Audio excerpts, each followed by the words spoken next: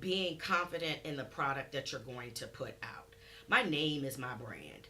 So why struggle right now with sometimes not feeling that I'm at my best, or I shouldn't say certain things because it may offend or hurt someone, or why am I deserving of certain things? And so you kind of have to, I have to personally get out of that because that is my brand. But those that have products and services, you have to be confident about it. You have to talk about it all the time. You have to have your village support you. You have to listen. You have to be open to people giving suggestions, and not look at it as criticism, or they're just hating on me because I'm doing so well.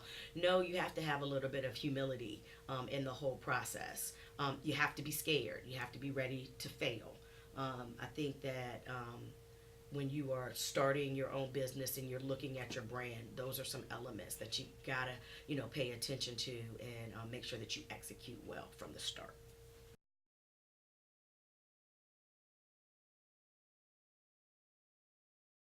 I will say this: all of them have been interesting. A lot of them have been surprising. The ones that I think are going to be bad turn out good, and the ones that I think are going to just knock it out the park, I'm like, really? That's all you gave me? Um, I just had my most interesting coffee with strangers. Probably in the all of the I've done almost 90 strangers, and I think I was humbled by the one I did this morning. I did Governor Terry McAuliffe. So to have him take time to talk to me, and for Coffee to Strangers to be a passion of Matt and I's, and to see how people are engaged with it, to hear that word strangers out there a lot now, when it comes to give backs, when it comes to telling stories.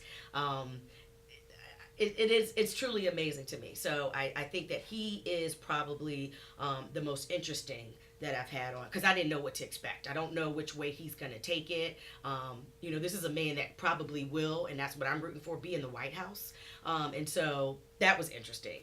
But I will say, when I get a media or radio or TV personality on, they are also very interesting because their job is to talk to the people that are watching. So when you sit them down and interview them, they never want to just be interviewed. Then they want to ask me questions, and I'm like, no, that's not what this show is about. I'm supposed to be asking you these questions, not vice versa. So they've been interesting. And then the ones, like I said, that are just surprising, and I never think that they're going to give me some great conversation or me want to dig more into their conversations, are the ones that are interesting.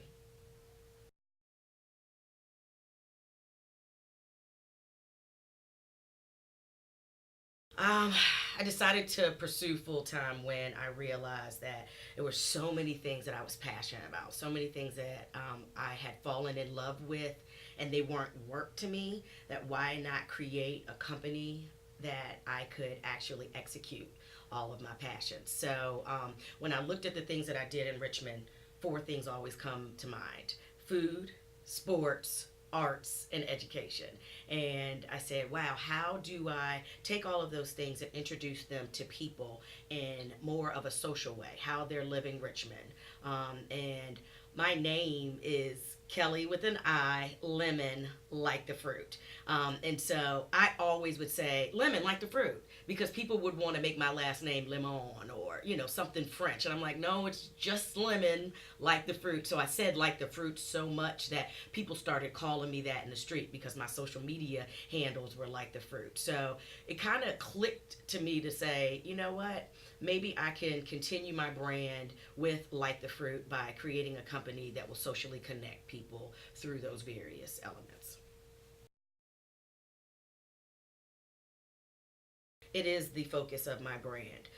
The number one thing that people said to me was, I want to have coffee with you once we started Coffee with Strangers. And I kind of would be like, well, why? Why do you want to have coffee with me? And then the next thing is, Kelly, what are you doing this weekend? Or, Kelly, I need a place to kind of work. Can I just come hang out with you and do my work while you are doing whatever you're doing? So this natural kind of, let's just kind of hang out wherever Kelly is. And then again, food, sports, arts, and education. How do we bring all of that into that one space? So my Social Cafe, Urban Hang Suite will have all of those elements. With coffee being the number one focus there because I do the show, but for the person that is visiting there, it is all about talking to people. It is all about connections. I just feel like you can sit down with anybody and talk food, sports, arts, or education, and you may not know them from anywhere, but those 4 topics can lead you into a conversation that may lead you to something else, which may lead to business. Because that's really what it's all about. Networking is all about who out there can help me, who can I connect with, who can I talk to in order to do business. And so that's what I want the space to do. Yes, you will be able to find me there. I'll work out of there. That will be kind of my office. But because I'm social, it's okay for that to be my office. When I worked for VCU and Mama J's, I couldn't actually kind of come out of my office because I couldn't get any work done, paperwork wise. But because what I do is social, what I do is talk to people, it's the perfect kind of backdrop for like this office. That's just kind of cool. I will have scheduled coffee appointments with people. Coffee with Strangers will be taped live there, but I still will go out in the community and host and do other elements and parts of the show because I gotta still live Richmond.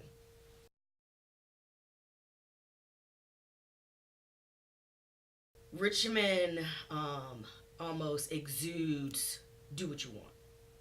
Like buck the system. We're the capital of the Confederacy. That's an urban art town. Like, if it doesn't get more do what you want than that, I don't know what else is. I think that we're in a central location, so you can get to DC, you can get to the beach, you can get to the mountains, you can fly to New York, LA, Chicago very easily. So I think that's attractive if you got to get home or get the taste of something else. I think that the diversity here and the cost of living here has made it a prime location for people to kind of start their own businesses. And for whatever reason, and this probably started maybe 10 years ago, Richmond is cheering for Richmond.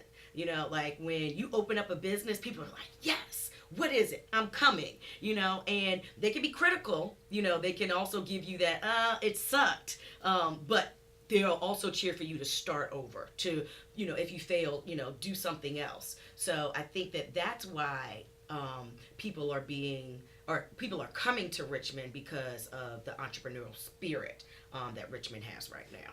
So.